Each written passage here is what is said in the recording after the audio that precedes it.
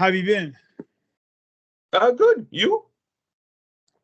Good, man. I've been home a couple days and getting acclimated, getting back to the weirdness of being home. It's a thing. It's very odd. It's hard to even describe to people. I think, it's such a weird thing that people don't really. There's only a few of us that do this lifestyle. Even people who like travel for work. Most people who travel for work aren't gone for a month. Yeah. It's only for a couple of days a week at the Yeah. most, maybe. And for those watching this conversation that don't know Daniel Johnson, you want to introduce yourself in terms of what do you do, the things that you do while on the road for a month long? Sure, man. I'm a touring front of house engineer for bands, and I've drum teched. I've done a whole bunch of stuff over the years, but we met through Byzantine, so I've worked through a bunch of bands. So it all goes back to Byzantine. I think Byzantine probably had a big role in your start in this game, right? Yeah, it did. It did. They were one of the first bands that reached out to us that really appreciated what we did and kind of gave us a helping hand. I mean, I wouldn't be doing interviews if it wasn't for OJ. He was the first guy that said yes to coming on the channel and doing an interview with. Yeah, I thought so. I guess I was with them when I met you at the Sacred Reich tour, right? Yeah. Which ultimately led to me going on down the line and working for Phil and those guys, later on down the road. So it's really odd because OJ and I are from, I mean, to tell you I'm from a small town would be massive understatement. I'm from the smallest of towns. And so is OJ, and we share that. We're both from a very, very, very small town. So finding us and you and I aligning is the stars had to align correctly for that to happen. I was going to say, I mean, and the issues that Byzantine had with that tour, with the van and the transportation, you guys almost didn't make it to the Toronto show. It was, I mean, that seems to go hand in hand with every time they hit the road. But not just to them, it happens to a lot of people when you're on the road and you're depending on vehicles that are not necessarily state of the line. At least they're not very new and they get run down quite a bit from people using them all the time. All sorts of shit happen. Since that Byzantine tour, I saw you in town with Unto Others on that big tour that they were with, that included Behemoth, Napalm Death, and Arch Enemy, if I'm not mistaken. Yep. And then last but not least, I saw you just a month ago with Catatonia, where you had, I'm not going to say you had multiple hats. I'm going to say you just had a toque or an umbrella, maybe. An umbrella is like bigger, like sombrero. You had a sombrero. Felt more like a ski mask or something, just the whole thing. Yeah.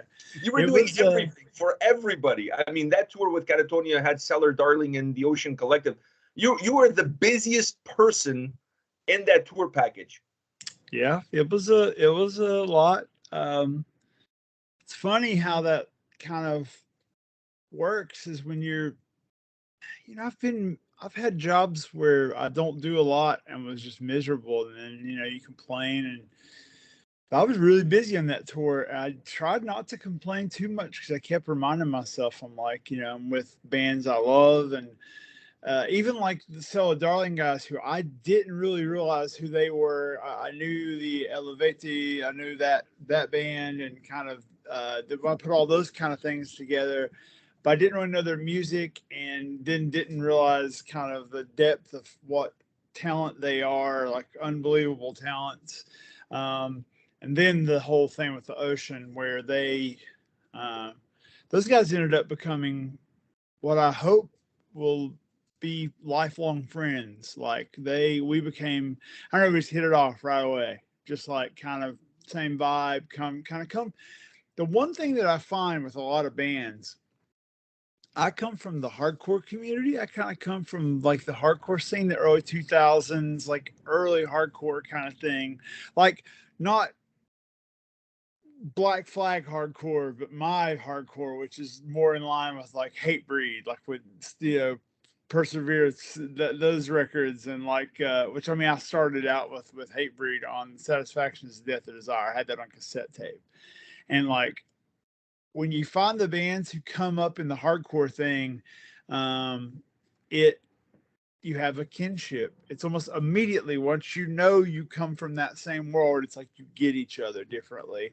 So those guys we hit it off right away. Did you see Robin's post from today? No, I didn't. He almost died yesterday or the day before. He went, so they knew they were going to Puerto Rico, and Justin, our LD, went with them, and they were going to go, and they part vacation, part little quick run, and some dates. He went swimming and got in the current, and holy shit. Yeah, so as I'll say that, people should go look up Robin. I think his Instagram handle is well, you can maybe link it down below. It's the Bane. I'll look as I'm talking to you. He almost died. Like, holy shit. Unbelievable.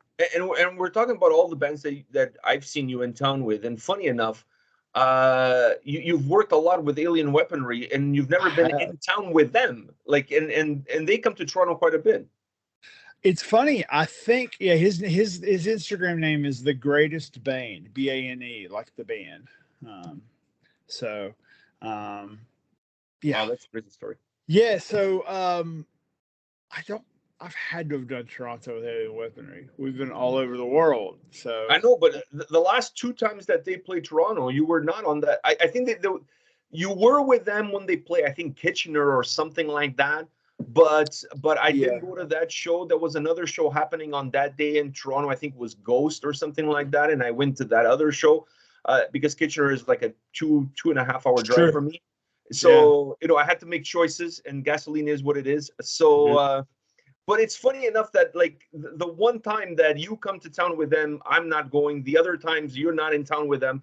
I just feel like I've been missing the boat on that one, because you guys seem to have great chemistry as well.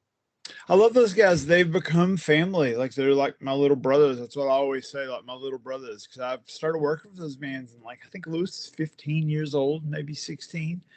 And they've got one other crew guy who is also like family to me.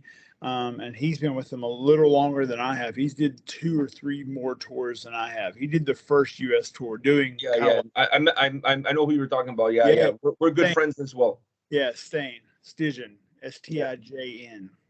Yeah, he's a cool dude. Like, he's the first guy that I met when they did that first run with Ministry. Yeah, and then when they did their headlining tour, I think was in 2018, if I'm not mistaken. Then he was with them as well. He's such a cool dude. Yeah, man. I always joke and say that I only got that tour because Chris Adler's on my resume. So they just want to talk to Chris Adler. So Lewis told me I'll bust him out. I think Henry may have told me this, but I think they told me that while they were talking to Chris, I guess Zoom or Skype or whatever, like, they were in the background, like, kind of like, it's like. So I've been lucky to I've known, being from West Virginia, I've been lucky to know the Lamb of God guys for a long time. And Chris plays a big role in my being on the road and being kind of where I'm sitting at talking to you today. I probably wouldn't have known you if I didn't know Adler, and, because all of it's crazy how it all like aligns. It's such a huge world, but at the same time, it's so small. Everybody knows everybody. Everybody knows everybody. I joke all the time and say, like, it's like 200 or 300 people running all of heavy metal. It's true. It's true, because, like, I know a lot of guys that do what you do, that, work merch, tour managers, all of this stuff. And it's like, I see the same guys coming around every other tour. So it's really cool because, you get to see your friends quite often whenever these tours come to town, at least from my point of view. Listen, if you'd have told me when I was 14 years old that I know the majority of the crew from Hell, the Pantera crew, I would have thought you have gone mental. Those guys were rock stars to me. Like, that crew, the Pantera crew, is why I wanted to do this. They made being a roadie everything. You know what I mean? Anybody who's my age that's on the road and tells me that they didn't watch the Pantera home videos and I had the VHS. Me too. How old are you? I'm 44. So I'm getting ready to turn 42. So same thing. I'm sure we were living very similar lives, buying the same records, like, and I would be lying if I told you I didn't buy those, watch those videos and obsess about being a roadie. You know what I mean? Like roadie's a dirty word for the most part, and hell no, and then Instagram comes along and everybody becomes a travel blogger and taking photos of their food, and it's like, this last tour was hilarious because I realized what it's like to be. I look back, I think I took 20 photos the whole tour, maybe. I did like a little post at the end of the tour, and I realized I have photos to like. I had a bunch of like blurry shots of the stage every night. You know what I mean? Like, because I would take one photo. I was so busy that like I didn't really take a lot of photos. I didn't get to go do any. I never left the venues. I was there every day, 10, 12 hours. Yeah, I can attest to that. I can definitely attest to that for the Toronto show. And let me say this: I've dealt with a lot of tour managers, in the years that I've had this YouTube channel, and not just the way you handle me, because obviously we've known each other for a long time, so that the relationship is already there, and I have that relationship with a lot of guys. Sure. But the way you've handled the other people that were there to do interviews was impressive to me, because it was very professional. A lot of the times. And I know I go to do an interview now. I don't do interviews in person as much because of COVID and everything start to go Zoom. Sure. But back in the day when we used to do all the live interviews at the shows, for me, I've never had any issues because obviously I knew the guys coming in, so there was always a little bit more of a friendship kind of situation. But I saw how some other people got handled, and it was not always in the most professional way. And I can understand because people are busy. Sound checks, this, that. I mean, everybody's running around. I totally get it. But the amount of time and effort that you took to talk to everybody, to make sure everybody was taken care of, to make sure everybody was in line with the time frames and everything like that, my tip of the hat to you. Like, I don't see that very often.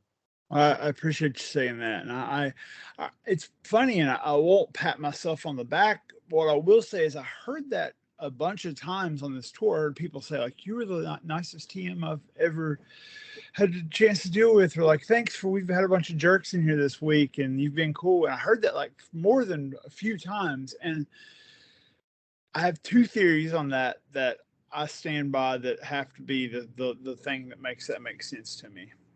One is the term jaded. I've met a lot of jaded people over the years.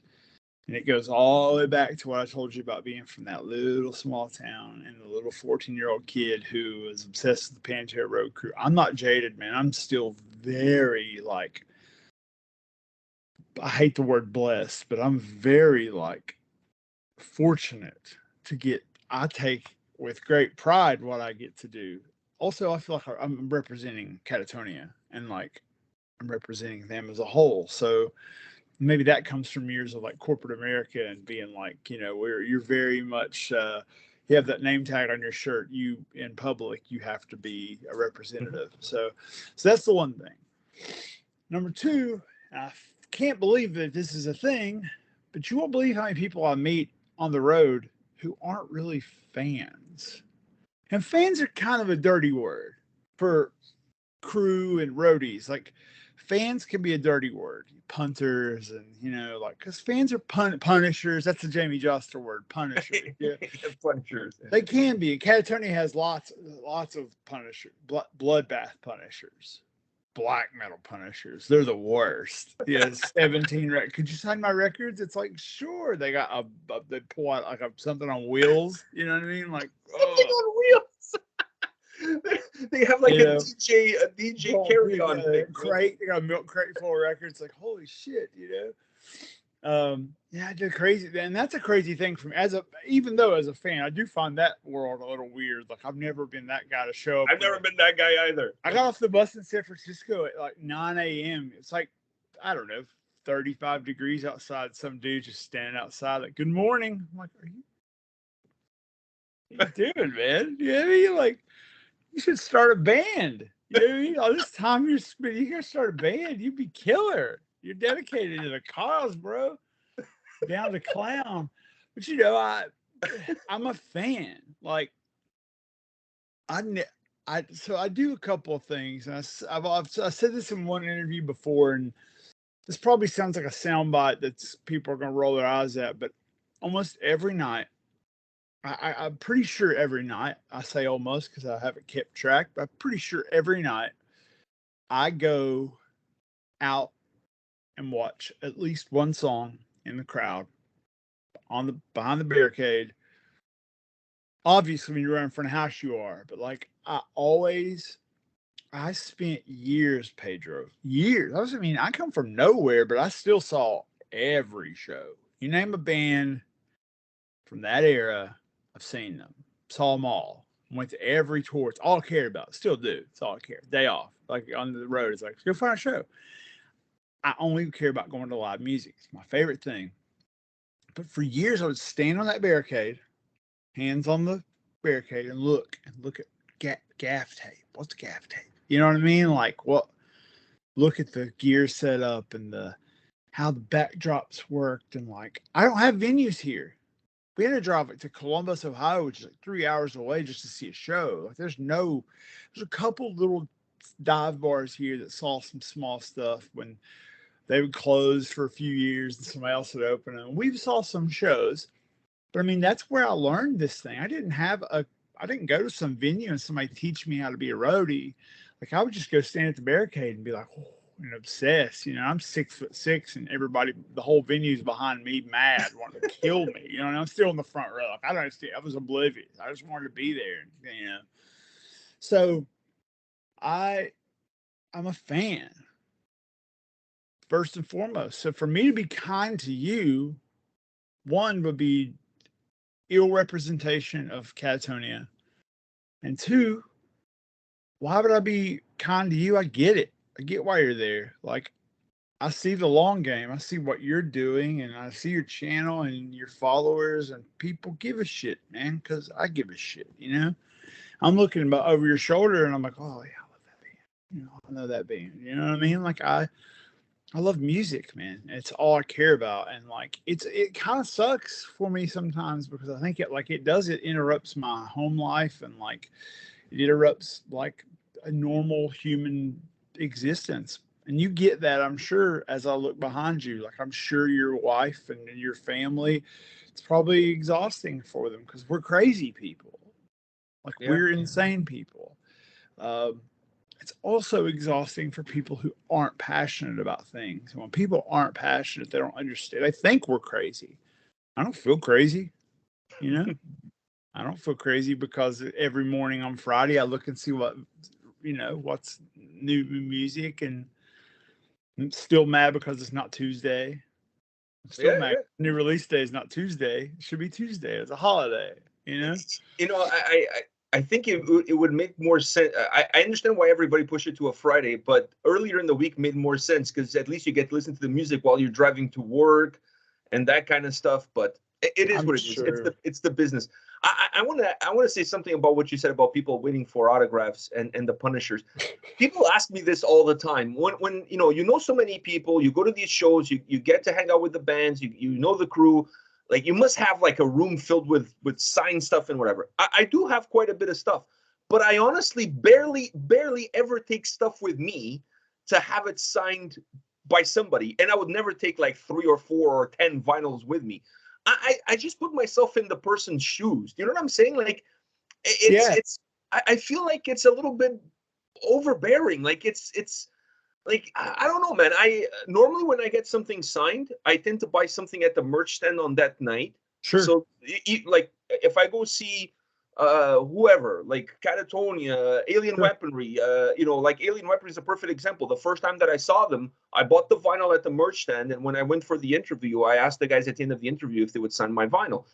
But I figure this way, and then you build a relationship with people. But I'm also giving back to them because Sure. as a fan, I want to give something back to them by purchasing that merch, by purchasing that vinyl. I never got, like, because I've been on a tour bus with guys, and there's people coming in like who are in media and whatever, and they bring a backpack of vinyls to get the band to sign. And I'm always like, should I have done that? Because I could have done that, and I didn't do that. But I always feel like it's a little bit crossing the line. I don't know. So there's we could do a whole podcast on that one thing you just said, being the business of buying merch. And it's the one thing that we, are able to make a living on. And then there's the venues taking the merch cut. And Yeah, I want to ask you about that. I want to ask you about you know, there's a whole podcast about that. But the thing about getting stuff signed, I'll find something. So I'm in that room you speak of, full of just shit. You know what I mean? Like a music hall thing. But I have. Let me see if I can find it. I know it's here somewhere. Here's an example. Like, I'll get stuff like this. Like, this is just a one drum head that's signed by Code Orange. And I have one that's all of the guys and so the thing I've started doing recently is asking for autographs, because I am a fan, but at the end of the tour, I've been getting these drum heads. I don't know where it's at. I have one here somewhere. I've been getting a 14 or 16 inch, I think 16 inch floor tom, black onyx floor tom, and then getting gold Sharpies and getting all the band and all the crew to sign them and then getting them framed. So I have one up here that's out here. I'll just pull it off the wall. I have one that's framed.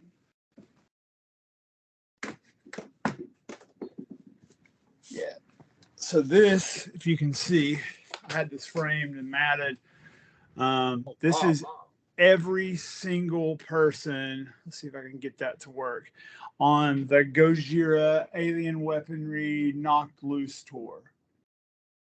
Bus drivers. I mean, everybody. And that's one of a kind. Nobody has that. No one. No. And I did that on the Behemoth tour.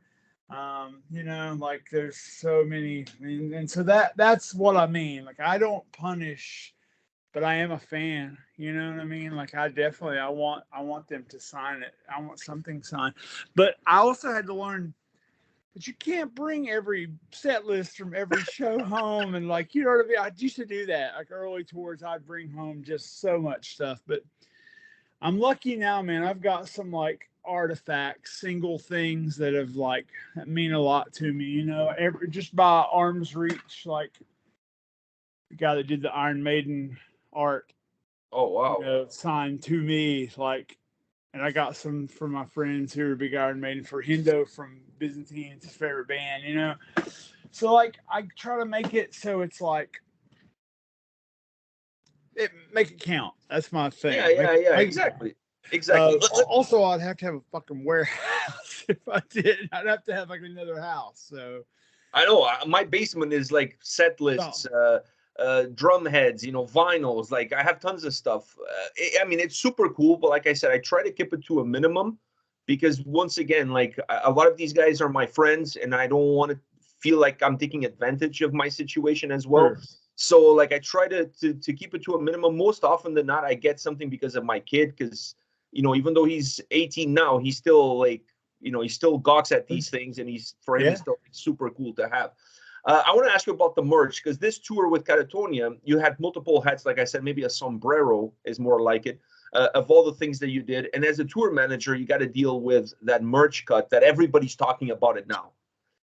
Do you see any solution for this issue going forward? And is it even a solution for bands to say, if the venue is going to take a cut, we're not going to play at that venue?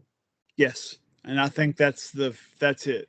You said it. I think bands have to just be, and I'm sorry for, your friends, especially at the Opera House, who I love. And she unfortunately is not unfortunate. She is one of the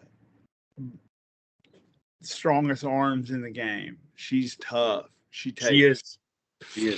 She's tough. She runs this, and it's just it's a P&L line. It's just one of the lines on a profit and loss statement that says this is a piece of our cut.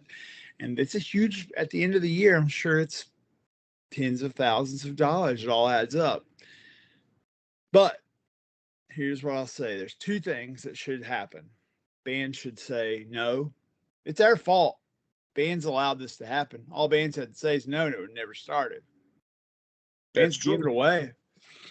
I saw Kurt from Crowbar one time in Italy say, if you want to come and buy merch, come outside. We'll be at the van selling merch. Yeah, We ain't Mayhem is selling. They were doing taking a that. 50% cut.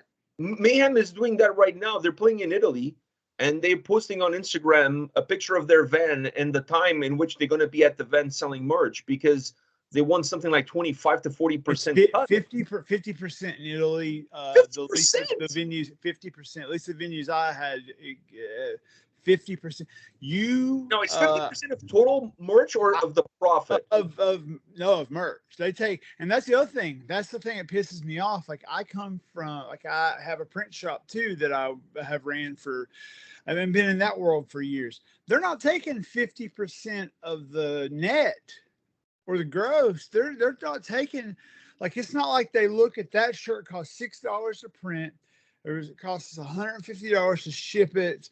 And then we have to pay our merch guy $100 to sell per night or $200 per night. They don't look at that. They take 20% of the total. We had to pay to get the shirt printed, to get the delivered, to pay, and then they take 20%. So like that shirt, they're not taking, like, let's say they take 20% of a t-shirt, which is $30. You know, that, what is that, $6? Mm-hmm. Hell, that's you're really taking more like probably 45-50%, because we've already paid to have it printed and delivered, and like US shipping costs are outrageous. Bands should say no.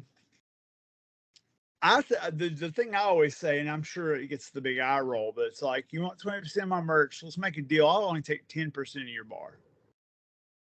Yeah, they're never going to go for it. Just 10% of your bar. And if you would say that, it'd be like, you've washed. So why is it that when I say I want 10% of your bar, that's asinine? That's crazy people talk. But you're going to make $30,000 tonight in alcohol. We're going to make $700. And you want a piece of us? That's insane. And they say, well, we provide this, we provide security, we provide Did you hear what I said? You made $30,000, you made $700. Like, you're able to afford security. But don't hesitate. Also, when you get at the end of the night, when I settle, I paid for that security. Catatonia paid for security at the last show we were at. I have it. It's broke down per line. Dude. We're paying for all the things you provided. The only thing most venues provide is the building.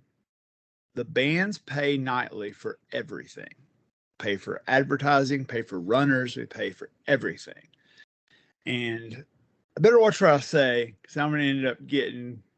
Yeah, I don't want you to get into trouble, but this I'll is get attacked. But it's all facts, and it can all be... Anybody that wants to disclose those numbers, it ain't gonna be me, but it's out there, and the bands pay a lot. And here's the thing, Pedro, I've ran venues and I get it, but when I ran a venue, I took zero merch cut. The other thing is, we just played a place called, I'm gonna drop their name right here. We played a place called the Crocodile in Seattle. They probably have somewhere between more than $1 million, less than $3 million in PA. Just the PA. Acoustically treated. Dressing rooms are unbelievable. One of the nicest venues maybe the nicest venue in America I've ever been to. They took zero merch cut. Zero. And they told me it's because it's ran by musicians. Musicians, like a collective, went in and like invested, and they decided to take, if you can have $2 million in PA and still take 0%, but some place that won't even give us a dressing room, like, it's going to take 20. I know, and now people are complaining that bands ask for a case of water. I mean, it's starting to get absolutely ridiculous. At the end of the day, if bands don't tour, these venues will close. But if the venues close, then bands can't go on tour. I mean, this is kind of like a vicious cycle. It is. And I think you have to find a happy medium where everybody can make the money that they need to make, so that both can sustain their existence. The bands have to sustain their existence, and the venues have to sustain their existence. Is there a percentage that you think it's reasonable to charge? No, none of it's reasonable. Okay. Because let me tell you a secret. if the Opera House had opened its doors the night me and you were there, the last time we were there, and Catatonia weren't there, that had 3 dudes at the bar drinking beer. That's true. That's true. No offense. That's, come on.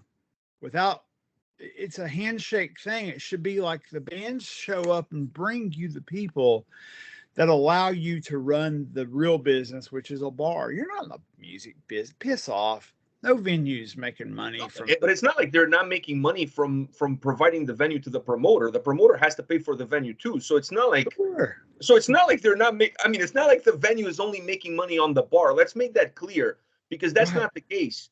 The promoter has to rent the space, and Sure. depending on I don't know about in the US, but in Canada, depending if you want all ages show versus 19 plus, Yep. what the venue charges you is completely different.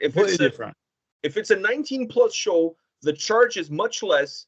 It's like a third of what you pay if it's an all ages, because once again, they have to compensate for the bar for what because the profits are 2/3 more. You know what I mean? Like, yeah. Look, everything I am a complete proponent of people making money and getting rich. Cool. I don't believe in. I go back to the Jason Newsted thing. Bands don't sell out. Yeah, they sell out every night. Sell the venue out. You know what I mean? Do the thing. Make the money. Everybody make the money, but don't tackle. That's a shitty hill to die on. Is to take like the one thing that bands have. We're traveling T-shirt salesmen. That's all you guys are. If you took the merch, let me give you this analogy that maybe will make it make sense. And hopefully, if anybody's wanting to flame me for what I've said on this video, if you took merch away from bands, touring would cease. There would be no reason to tour. There would be no way you could tour. No, I know so many bands out there that the profit that they make on the tour, because once I'm talking about profit because you have to, for bands that are outside of the US, they have to pay for the visas and all of that stuff to come and tour in the US. So once before you even play one song, you're already in the whole like 20 grand. Oh. So easily. So the merch is really the only profit that a lot of these bands make on these tours, unless you're selling every single venue out, like Lorna Shore just did a sold out tour across North America. But those are very rare, few and far between. So yeah, because for that, like my friend Josh was doing the front of house for that tour, and like tour before he did like the Every Time I Die tour that like fell off the wheels. They lost several dates on that tour and things went crazy. I always say he broke the band up. So every time he does a tour, I'm like, keep trying to break. I like this band, try to break it up, please. But Code Orange is a really good example. We were doing pre-production in Nashville, Tennessee. We were in a Dolly Parton studio space in Nashville. We were doing pre-production, and we had an LD flew in, and we had everything was rented. Pedro, we spent tens of thousands of dollars pre-production for this tour, and then COVID canceled the whole thing. And that's the show that if you go watch the first thing with Hate 56, Sonny came and did in Pittsburgh. That show was the show we were preparing to take on the road to do Coachella and do all these shows. And that's when COVID happened. That was in I think the first week of April 2020. And so we were already tens of thousands of dollars in the whole, flights and people's salaries and renting the gear and renting the room and had merch printed and all this money stacks up.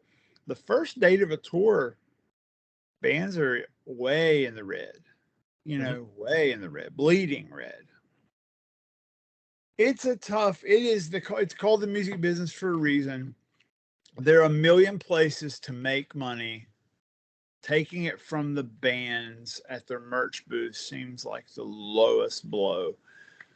That's my take on it. And there are people who are going to come and say what they're going to say, and they're going to say I'm wrong. And there's an argument maybe to be made, but there's nothing I think that anyone could say that would make me feel different about it, because I don't give a shit. If you make 500, figure up the average per show. This is my answer. If the average is you making, take your annual and look at it. And if you're making $600 a show, figure up the average ticket price and I don't give a shit, raise ticket prices. I was just going to say, I mean, the numbers are out there. Bands are paying out more in merch cuts than they are making in their guarantees. I mean, if that is not a problem, I honestly don't know what is. So I don't think anybody can agree or argue. Tell you that's fact. You know, these are facts. I have to ask you about those multiple hats that you had in Catatonia, because that's not very common on tours. Normally, you know, you got more dedicated people for dedicated roles. Having said that, things are changing a little bit, obviously, because the economics of the business are changing. When it comes to a specific role, is there one that, like, you like tour managing more than doing the sound? You like to do the sound more than you like to be the tour manager? Which role do you prefer, or do you have one that you prefer? That's a yes. Can I just say yes? Yeah. It's getting more common. And to tell you, so I started out as a drum tech and, like, you know, stage manager, just kind of a catch-all, kind of whatever you needed. But I learned pretty quickly the gig to have if you want to make any real money now in the industry is tour manager front of house. That's kind of the place. That's kind of on a theater level, you know, single bus tour. That's pretty much the gig that most people are hiring because the economics of touring. So TM front of house is a pretty common gig to have. Do I like one of those better than the other? I really love drum teching, man. I like just getting to be responsible for a drum kit and but I do at the same time I do love being a TM because I'm able to, you know, you're kind of, I hate the word boss, but you're kind of able to set the pace of things. And, you know, and that's the biggest thing is the vibe. You're able to set the tone. And like you said, you do a lot of TMs that it's not great. And so, like, you know, that if it's not great for you and you're there for one day, imagine how it is for the crew for a month. You know what I mean? So, but I really, of all those things, I think I like running sound the most. It's the most rewarding, and it's the thing that, like, when it's all said and done, it's the thing that I think I've always wanted to do. It's the thing that drew me to, like, but I'm not the world's greatest. Like, I'm not a system engineer. I'm not one of those guys who could, like, rip your system out and put it back. Like, I'm not, because I didn't have that growing up. I didn't have a venue to work out of. Like, I've basically self-taught. YouTube, lots of in-house engineers, and the crew at the Opera House, the two guys that were there the night we were there, world class, top, some of the best I've ever dealt with. So classic Canadians, just sweet. Well, most of them are musicians as well, and they're in bands, so that's perfect. They know exactly what the whole damn room is. Yeah. You know, even the bartenders. You know, even the bartenders. In the room, right. It's just, right. You know, it's security too. Security too. One of the guys in security, he's the lead singer for Panzerfaust. I mean, so that amazing. That says a lot, you know. There you go. Everybody, you know what I mean? We all are, you know, or aspiring, you know what I mean? So that's why you see guys like Danko Jones out at the shows, you know what I mean? They're, you know, they're fans too, man. Just like I told you, I'm a fan. No shock that, like, you know, but it's always and that's one thing about you. I'll get and the city you live in. It's always a holiday for me to come. You know, as a child, as a young teenager, like, you live in the land like Disney World for my wife. You know what I mean? Like, the land of things I love. You know what I mean? I'm a lifelong Rush devotee, and, like, you know, just you guys are so nice, so damn nice. Yeah, it's like, you know, you're like an aspiring Canadian, because you're definitely one of the nicest dudes out there on the road that I've ever had to deal with. And because you're such a nice dude, let me ask you this, because this is one of the things that people complain the most. How often do people hit you up for free tickets to a show? Oh, it's funny. I have all kinds of friends that I'm on the road.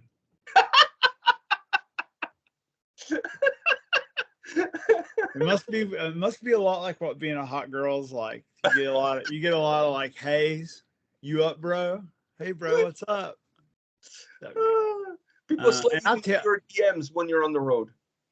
Yeah, slide in my DMs. That's a really true, funny statement. And I told my wife that before. Like, I come home and like I was talking to Moyo, the drummer for Catatonia, about post-tour blues, and it's a thing. Like Neil and I, the front house for Alien Weaponry, he said he attended a conference in New Zealand once, and they talked about the suicide rate of people who come home from tour. It's kind of like you come home and it's like the whole thing just collapses. It's all gone. I went from getting 100 to 200 text messages a day to 50 were from me. 50 were from me. At least. At least. But it was a common thing. Do you know what I mean? Yeah, like, no, like you hit me up a bunch that day, and as did your 2 or 3 friends. We got, all that. So that's just one facet. That's just the press for that day. It took 50 emails to get you through the door because I had to talk to the band's press. I had to talk to you. We had to schedule it. Like that, I had to go into Master Tour and add you as being in the building, and like, you know what I mean? So it's like you go from, and not to mention like the drummer needing a bottle of Prosecco, and like there's no Prosecco in house. I've got to go find a runner to go do that. I got my laundry done. That all these things, like they take so many, and I come home and it's like there's a truck driving by. That's like nothing. There's nothing. It's just silent. My phone. No one wants to hang out. No one's hitting you up. But you're on tour. It's like you're fucking celebrity. You know what I mean? Because you hold the key to the castle. How do you deal with that?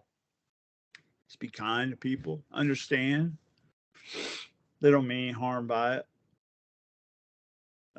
People just want to see rock and roll bands, man. So do I. So I don't hold any grudges. And so I say something to my friends, to my true friends. I always say, listen, if you ever see me in town, I'm coming through. Don't ask me for tickets. Just say, hey, I want to come to the show. And just know it's done. Like, so it isn't weird. So people don't feel like that. And we've had this conversation many times because you always tell me, hey, if you see me on a tour or you know that I'm on a tour and I'm coming by Toronto, just hit me up, let me know. Having said that, I never done that because I always feel, first of all, I'd rather go through the PR people because you're already on the guest list to do an interview. Yeah, because that's what they're there for. So I'd rather go through the PR guys.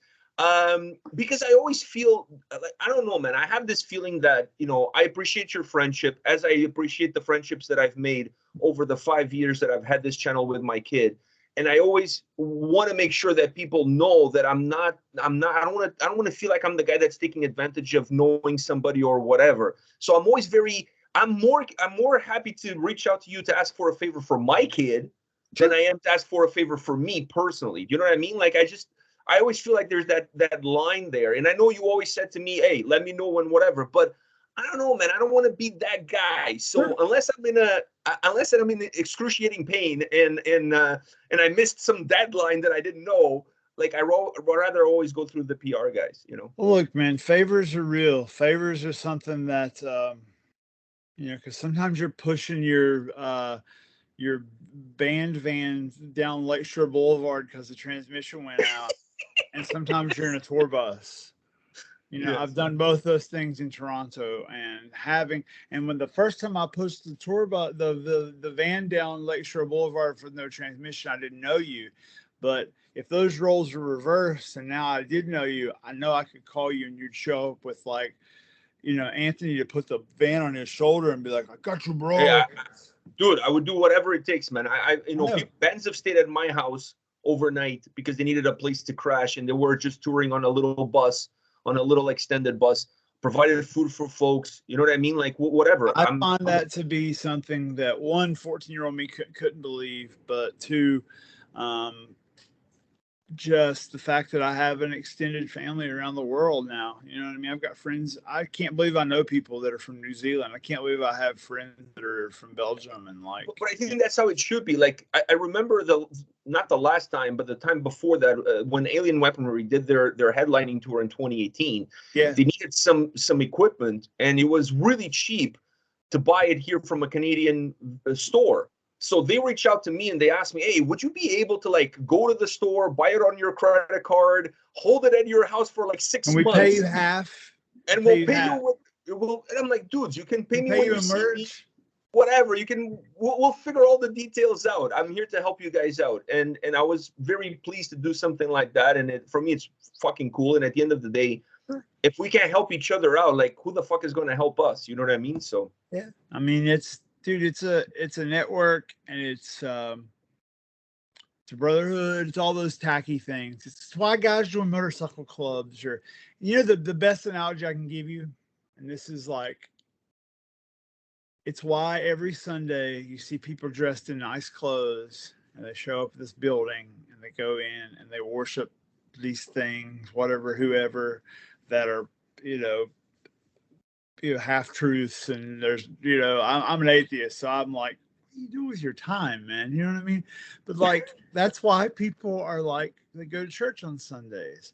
And I don't blame them. I never shame people for being like devout Christians, and I love people who are passionate about things. But I understand if there was a place I could go that had a book that people gathered and wore Ronnie James Dio t-shirts and we worship Ronnie James, I would be there every Sunday. I would blow off all things. I would tell you, I can't do that. I got to go to church on Sunday. And I would go worship at the altar of Ronnie James Dio. Like I would. I get it. Just no different than like, how many birthday parties have you missed? Have you left early? How many engagements how many funerals have you slid out the side door early because you had to go catch Cannibal Corpse is playing down the street? It's like, I gotta run. You know what I mean? yeah. We're crazy people to a point. I think Christians are crazy people. I think it's insane to spend your whole life devoted to sky people, and I think that's insane talk. But I get it. Because the day that they figure out how to have hologram Neil Peart and Getty and Alex play, and I don't care I don't give a shit. I would be there. Do you know what I mean? Like, they can do the Rush review in Vegas and it'd be like terrible. You know what I mean? They can get local kids to play Rush songs. I don't give a shit. I would be there. Like, do you know what I mean? Okay, I'm wearing the Rush shirt, the limited edition Signals from Henderson Brewery. I'm straight edge. I don't drink. Do you know what I mean? Like, I have beer, I have Rush beer, I have Iron Maiden beer, and I have bottles of Santo from Cabo San Lucas, from Sammy Hagar's bar. I don't drink. I've never been drunk in my life, but I'm a fan. I'm a fanatic. I'm fucking care a whole lot, crazy amount. And that's why I'm nice to people. And that's why I'm proud to be there. And that's why for the first time in my life, I've done something I'm proud of. And I'm never. And I was going to say, and that's why bands are taking you on the road with them. And on that note, I have one last question to ask you before we go. And that is, what advice would you, let's say, for example, my son really well. Sure. I mean, he's a monster. He doesn't look like he's an 18-year-old. So if he approached you the next time you're in town, Sure. and he's 19 by then, and he approaches you and he says, "Daniel, you know what? I would like to do what you do." Sure. What advice would you have for a kid like him approaching you, asking you about getting into the business? Well, I get that almost every night, usually from the local guys in house. A lot of the young guys and security guys, I want to tour. It's like, so. Well, I pretty much always say the same thing. It's like everybody's past different, and it depends on where you're at, what city you're in. If you're in a city like Toronto, where there's a massive scene and shows coming along every night, which I guess the advice is the same no matter what. You just have to be present. You have to find my friend Ryan Tarby, who works for Ghost and Gojira and about a million bands, he told me something one time that I always remember. He said, find something you love and figure out the job. Like you asked earlier, what job do you like the most? He said, do it and do it great. Do it like 10,000%. You know what I mean? Do it 100% plus. So find out what you want to do, because there's a million different roles in this business, in this industry. Like some people are just into merch. Some people are into t-shirts. Like if you have a passion for something, find that passion, double down on it, bet on yourself, because no one else will, especially in this industry, because people think you're a fucking madman. They think you're a total crazy person to be like, to do what we do. And it's like, and trust me, every day I rethink my life plan. I'm like, fuck it, I'm gonna go work for the post office. You know what I mean? Like every day. You know what I mean? I'm like, I rethink it daily. But if you want to try it out, it's find something you love and figure it out and go give it a shot. It is not for the faint of heart. It is not vacation. It is not a party. There are no sex, drugs, or rock and roll. It's you know, it's hot, warm water, dumpsters. There's a lot of dumpsters, back alleys. No shitting on the bus. There's no shitting on the bus. There's shitty bus companies who say you shit on the bus, but no one would ever shit on the bus. That's a whole other podcast. There's none of that. There's no free drugs. There's no sex. There's fat dudes in t-shirts that look like, you can't read the names, and it's 10 a.m. Like, I mean, there are, like, even it's not like that. It's work. Don't come for the party. Come for the passion of making sure there's only one thing that matters. And what I do and what you say, this podcast, the show, nothing else matters. When the lights go down and the intro track rolls, or the band walks on stage, everything we've talked about in this podcast, the merch cut, the water getting paid for by the band or the venue, either way, all those things, none of that shit matters. That's the only thing that matters, is that 50 minutes or 30 minutes or 20 minutes if you're really unfortunate, but or the fucking 2.5 hours if you're Bruce Springsteen. All that shit matters. Yeah, that's all that matters, is that show. For the fan, for the band, for the crew, for the security, that show, you're doing all that shit for the shows. You have to be dedicated to make that show great, and you have to give a fuck when the show happens. It's not a job for people who are just ho-hum about shit. I don't think you're going to do well at it. All my friends who are great at their job and tour for a living and have for years, to quote Jamie Josta, they're diehards. You've got to be a lot. My screensaver on my computer is the down font, but it says lifer. You just got to be in for, down to clown, as they say. You'll be in it to win it, man. It's a thing where it's like, it's not easy. Your home life will suffer. You come home to a tornado most times, because it's like being in the military. I have a friend who was in the Navy, and they said that, dad would go away, be gone for 2 months, 6 months, and then come home and would try to be dad. And you have to relearn that, because you come home and everything's been a certain way for a while, and like you have to it's almost like you have to restart a lot of relationships, and things are odd and it's hard. This is a hard gig, man. It's really hard after COVID. It's really weird after COVID. Like, I don't know. But don't fucking go to college. I don't know. That's yeah. That's what I told my kid. Go to college, get an education, and then whatever happens, happens. But there are some people who you aren't going to ever convince to do anything but this, and those are the guys you want to hire. That's it. That's the truth. Like, if you would go do something else, then you should go do something else. If there's no other path for you that makes sense, then you're right at home. And that's how I feel. All my friends and my family, they all tell me the same thing. They're like, well, you're doing what you always did and what you're supposed to be doing, and that's what makes sense. And that's why when I have to question whether I'm doing the right thing or whether it's tough for me, because even though sometimes the answer is no, you're not doing the right thing, I do know in my heart of hearts I am right where I belong, because it makes total sense to me. It's one of those things, man. It's tough. There's no book, it's like women. There's no book. If there was a book that would help you, everybody would buy it and read it. There's no book. There's no guide. There's no way I can give you an answer. You have to search deep and find the thing that makes sense to you, man, and, follow it.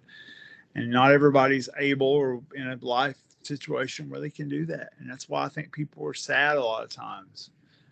Because they weren't able to follow their dreams or whatever. But if you are able to do all those things and you care enough, it's a great, weird, odd life that no one really gets. Like, it's just like being in the band. You travel around and see weird shit, and like, you get so, like, the crazy shit happens so often that you're almost numb to it. Like, you see a guy shit on a wall, you're like, there's a guy shitting on a wall. Do you know what I mean? Like, you don't see that every day, but like, unless you go to San Diego on a Tuesday, you know what I mean? There's a guy shitting on a wall every Tuesday in San Diego. Like, you just see crazy shit all the time. You know what I mean? Like, get stopped by LAPD by your bus can't leave because there's been a shooting. You're like, there's shooting. We're just gonna, we're just gonna chill.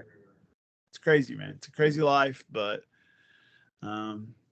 the best part about it is you get to meet people like you and, make friends that are truly friends. Like, I got a lot of people that are like, I've met him and, but you do have people you think of that come to mind and you do, like right now you're thinking about somebody. There's people who you've met. You meet a million people, but there's some people you make a connection with. Yeah, 100%. Like, I'm going to be homies with this guy for years. So, and that's it, man. You see weird shit and meet cool people, and it's great, but there is a price. You pay a price, but if you're willing to pay the price, then it's worth it. At the right place. Yeah, man. Well, Daniel, thank you very much for your time, man. This was long overdue, so I'm glad that during the holiday season we're both free to talk and you're not on the road. All the best for you. All the best for your wife. All the best for your dog during this holiday season. She's in the other room telling the dog to shut up right now. The dog was about to start raising hell. All the best to you and your extended family during these holidays, and I hope to see you back in town. Yeah, here you go. You ready? I'll give you the real star of the show. You ready for it? I'll show you. Here's the star of the whole show, man. Look at this thing. From the depths of the sea. Look at this guy. Hey, hi, Ruby. This is Ruby. Look at the face. Oh my God. She's my favorite. She's the favorite thing in our house. We love her.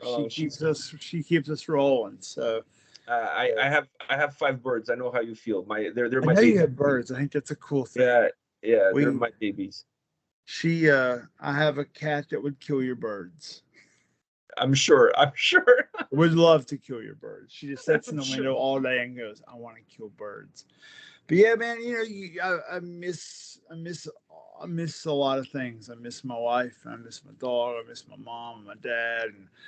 But I get to go to Toronto and hang out with you, and hey, you always have a home here, and whenever you're in town, you can always count on me for whatever it is that you need. And like I said, let's hope we cross paths again in 2023 multiple times, like we did in 2022. I'm sure we will, man. There's some things on the back burner. I'm getting ready to go do some stuff with God Forbid, do a couple shows with them. So it's gonna be a lot of fun, and hopefully that spawns some work. And you never know what's going to happen. I never know what's going to happen. I always just go with it and only say yes to bands that I like, you know.